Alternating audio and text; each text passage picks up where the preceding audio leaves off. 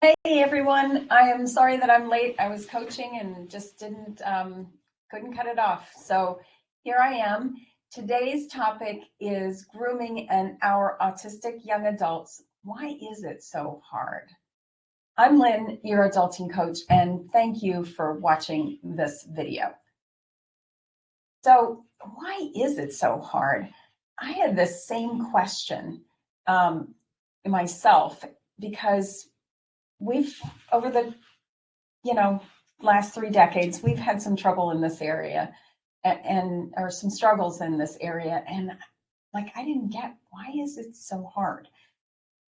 So I decided to stop asking myself because I didn't have the answers. And I decided to go to Google, and I Googled autistic young adults and grooming to see what I could find.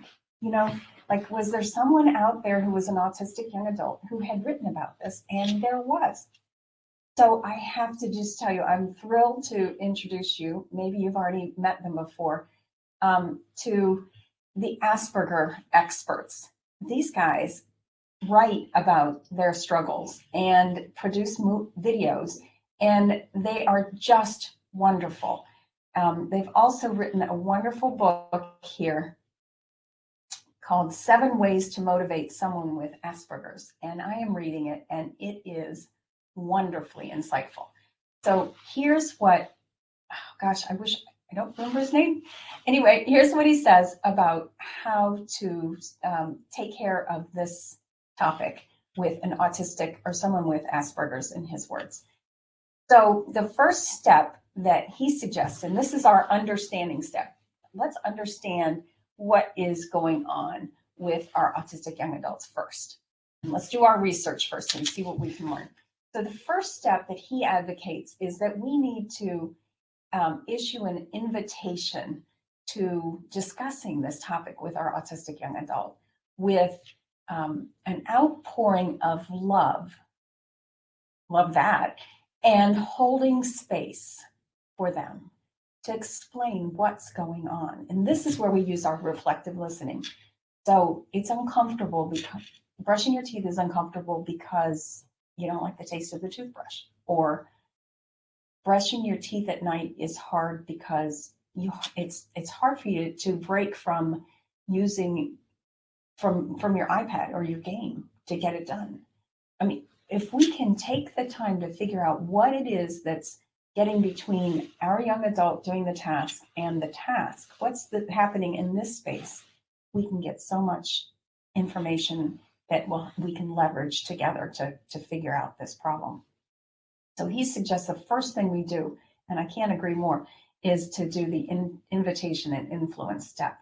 Then he says, okay, let's do a better job of helping them understand the science. So notice this, we're actually paralleling our proactive and collaborative problem-solving process. So the first thing we're doing is we're in the empathy step, and we're understanding what's happening. Now we're in okay, this is what's going on from my perspective. This is the parent's perspective. So here's what we need to do is explain the science and the logic about brushing teeth and taking showers, and what the science says about why it's so important. And for us, brushing the teeth is so important because tooth decay can create lots of problems with the roots of your teeth, which can then create pain for you. And then once it's painful, you've got to go get a root canal, which is also, a task that none of us want to see you have to do. And we're going to have to pay for all that, and it can get very expensive. So explaining the science between, he says, toothbrushing, wiping, and showering is what's so important. If we don't wipe, then it's possible that the bacteria from our gut can travel to our other parts of our body, where we can get urinary tract infections or in other kinds of infections that can really be uncomfortable for you, and we have to go to the doctor and get medications. And if we just explain what it is, why showering is so helpful, because it helps us rinse off some of those things. As long as we don't stay in the shower too long and dry out our skin, showering is a really good thing, and we need to explain exactly how all that works. And then we need to really understand for them that the list of things to do in order to accomplish these tasks can be quite long. So we really have to understand that we're looking at a task that does challenge executive functioning. And now that we know more and more about executive functioning and why that's so hard for people who think more linear, people with autistic brains who think in more linear terms, and exactly what needs to be done is just a long list of steps that's hard to keep memorized, and that actually picturing themselves doing those steps is more difficult for an autistic brain than a non-autistic brain. They call that mimetic ideation. Sarah Ward is a speech and language pathologist who really beautifully describes what that means and how we need to be more aware of what's happening with our kids. So please, let's just take the time to understand, why this is a tough task, because it fits in, to the priorities of their day and the perception that it's going to be a difficult one. And I'll give you some more examples of why it seems to be a long list of things to do in just a moment. The next step that he talks about is, then let's explain how to, and not just explain it. This is when we need to use some visualization, some visual aids. I know our kids are older and they don't want, cartoons of the steps that that need to be taken. So my favorite option is to go to YouTube and to find a video that they can choose. You can say, well, let's YouTube it. Let's go see what's out there. And then have them select the YouTube video that helps them see themselves in the future accomplishing these tasks. There's got to be a YouTube on toothbrushing, wiping, and showering. There just has to be. So let's go find it, and let's pick the one that works best for you to be able to picture these steps. Now we're in the collaborative problem solving part where we agree on the next steps. And sometimes that's it for the day. That's all they can tolerate. So good. Okay, we accomplished that task. We understand why, and we've got the mechanics down. So my suggestion is to go to YouTube, to find something that's appropriate, that's age appropriate for our kids. Then finally, it's really, the final step is to double back, in a couple days and see what can we do to troubleshoot whatever's happening. What kind of shampoo do they prefer? Is it the coconut smell or some other smell that they do or don't like? How do we pick out whatever it is, the type of toothpaste that we use, the type of toothbrush that we use, the kind of toilet paper that we use, so that we can troubleshoot the kind of towel that they have, whether or not they have to dry themselves off. Maybe we get them a robe instead. These are all things I've done. Maybe we get them a robe instead, so they don't have to use that towel on their body. They can just put a very absorbent, robe on instead. And, what kind of hair dryer are we asking them to use, and the brush? All of that if we can troubleshoot all of those things together, then I think we can come up with a way that just might work for them. And then we just have to keep in mind that this hygiene can be hard for autists. It needs to be done consistently. It requires task switching. Each task is a series of steps that are demanding on their executive function. It requires motor planning and movement, which is not, on the top of the list of fun things to do for autistic brains usually. And then there's some sensory sensitivities, the temperature of the water, the temperature, all you can imagine how many different senses are involved in accomplishing these tasks. So I just want to remind you again that this book, 7 Easy Ways to Motivate Someone with Asperger's, is something that I just bought. I'm really looking forward to learning more from them about what's happening, because I'm just finding so much about autism and Asperger's is written for younger kids. And I'm going to turn to the experts now, which are the autists themselves, who have written about what it's like and what we can do that's most helpful. I just think that's the best strategy. Of course, I'm going to be informed by the other professionals that are in this business. And I definitely want to bring the autist young adult voice into my learning so that I can really leverage what they have found life can work for them. So here's another perspective that I got from the autistic science person. And I was able to download her blog post. I think it's a her, I'm not sure. And the point that she made in this, I just love. This is a very nice article. I'll link to it in the notes, that she describes exactly why it's so difficult. And here are the steps that she outlined. I'd rather write this entire blog post than take a shower.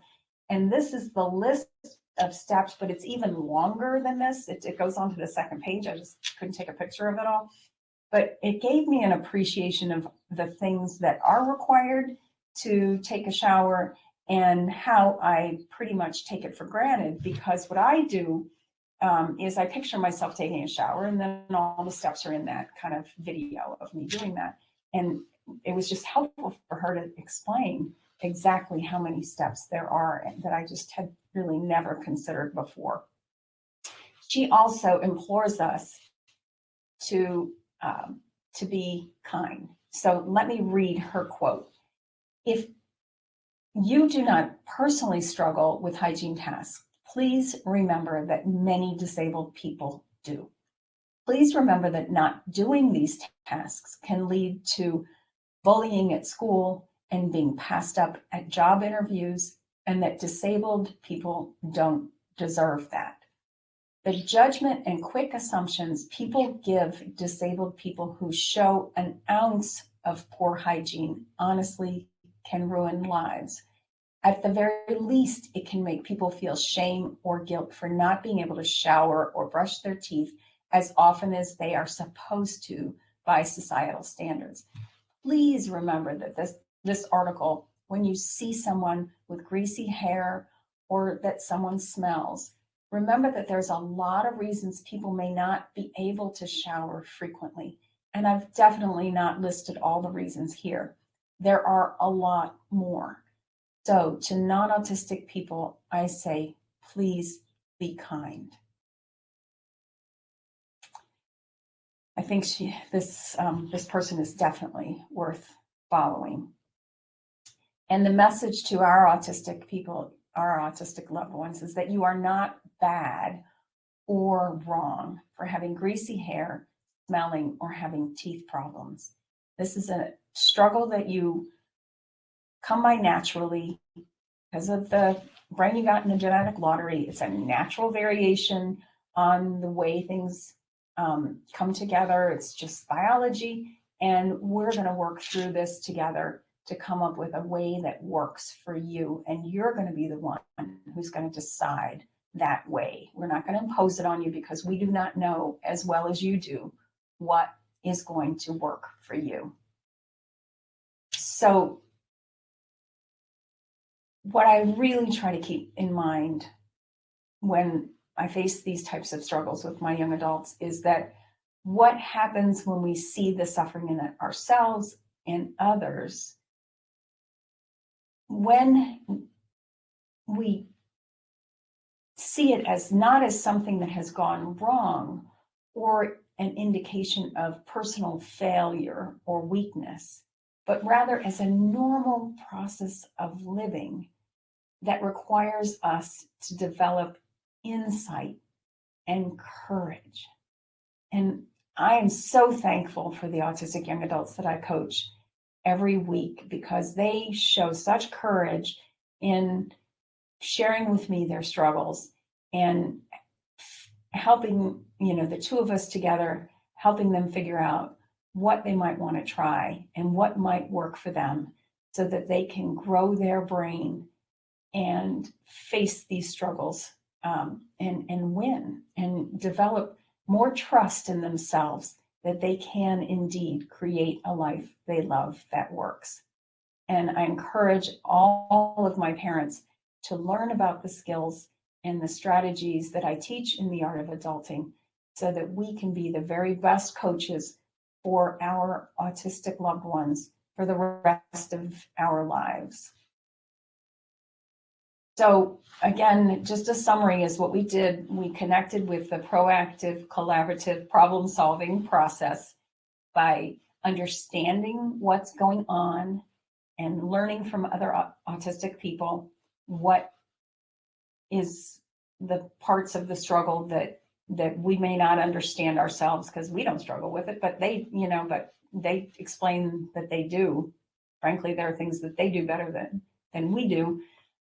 So it's like being able to understand how our brains work, and then explaining, though, from our perspective, why it's important to have good personal hygiene, and then coming together with a plan of action that we're united on, that we are willing to try to see if it can work in the future for them. So the final step, of course, is just to practice the following up and doing whatever we can to make, to help support our autistic young adults in their quest to create a life they love that works. Find me at the Art of Adulting on Facebook, and I look forward to talking to you soon. Bye for now.